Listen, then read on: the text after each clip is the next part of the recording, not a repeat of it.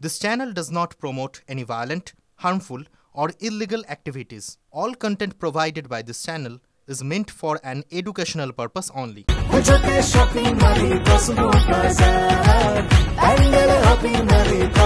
Cosmo বাজার পুজোর shopping two pandal hopping সঙ্গে রয়েছে দারুণ আকর্ষণীয় উপহার।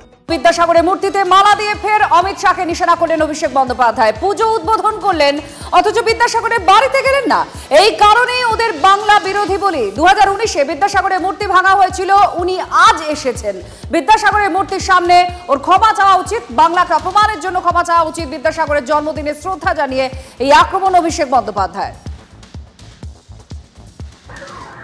বাইরে থেকে যারা এসেছিল এবং উত্তর ভারতের কালচার চাপিয়ে দিয়ে যারা বিদ্যাসাগরের মূর্তি ভেঙেছিল তাদেরকে মানুষ জবাব দিয়েছে।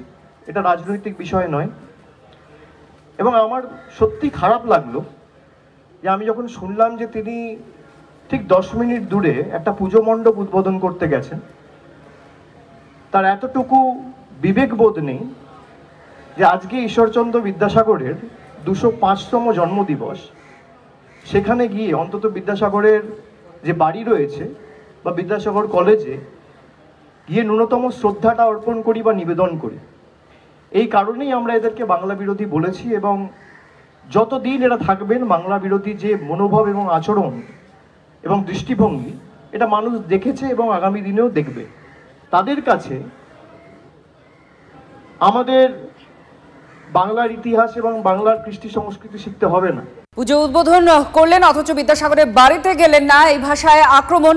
আপনারা জানেন যে এই রাজ্যের শাসক দলের তরফ থেকে বারবার বাঙালি অস্মিতা এটাকে প্রাধান্য দেওয়া হয়েছে এবং সামনে নির্বাচন রয়েছে। সেই নির্বাচনের আগে এটাই যে ভাষ্য কোথাও একটা সেটা পরিষ্কারও হচ্ছে। আর সেখানে 2019 সালে লোকসভা নির্বাচনের সময় তখন বিজেপির সভাপতি ছিলেন অভিষেক বন্দ্যোপাধ্যায়। তার নেতৃত্বে যে মিছিলে গিয়েছিল সেই মিছিল থেকে দুষ্কৃতীরা বিদ্যাসাগরের মূর্তি ভাঙে বলে অভিযোগ ওঠে। সেদিনের স্মৃতিকে উস্কে দেওয়া কোথাও সেই বাঙালি অস্মিতার প্রেক্ষাপটকে কাজে লাগিয়ে এমনটা অনেকে মনে করছেন। আর আজ যেখানে শহরে সেই অমিত শাহ আজ পুজোর উদ্বোধন কর্মসূচিতে, সেখানেই আজকে বিদ্যাসাগরের মূর্তিতে মাল্যদান করলেন অভিষেক বন্দ্যোপাধ্যায়। সেই স্মৃতিটাকেই উস্কে দেওয়ার জন্য এমনটা অনেকে মনে করছেন। আর তার সঙ্গে আপনাদের বলি আজকে বিদ্যাসাগরের জন্মবার্ষিকীও। বাইরে থেকে যারা এসেছিল এবং উত্তর ভারতের কালচার চাপিয়ে দিয়ে যারা বিদ্যাসাগরের মূর্তি ভেঙেছিল তাদেরকে মানুষ জবাব দিয়েছে। আমার সত্যি খারাপ লাগলো যে আমি যখন শুনলাম যে তিনি ঠিক 10 মিনিট দূরে একটা পুজো মণ্ডপ উদ্বোধন করতে গেছেন, তার এতটুকু বিবেকবোধ নেই যে আজকে ঈশ্বরচন্দ্র বিদ্যাসাগরের 205তম জন্মদিবস, সেখানে গিয়ে অন্তত বিদ্যাসাগরের যে বাড়ি রয়েছে বা বিদ্যাসাগর কলেজে গিয়ে ন্যূনতম শ্রদ্ধাটা অর্পণ করি বা নিবেদন করি।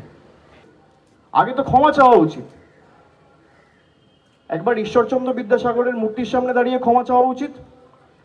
আর আপনি এই যে দুর্গা মন্দির, কালী মন্দিরে যাচ্ছেন, যান, মা আপনাদের সুমতি দিক, কিন্তু তার আগে ক্ষমা চান যে বাংলার প্রতি যে অবিচার অন্যায়টা করেছেন। আপনার নেতৃত্বে যে মূর্তি ভাঙা হয়েছিল এবং তারা আজও বহাল তবিয়েতে বিজেপি করছে, যারা করেছিল তাদের বিরুদ্ধে কোনো উপযুক্ত ব্যবস্থা বা শাস্তিও দলীয় তরফ থেকে তারা নেয়নি। এবং যত বাংলার বিরোধিতা করেছে বাংলার মানুষ তত গর্জে উঠেছে।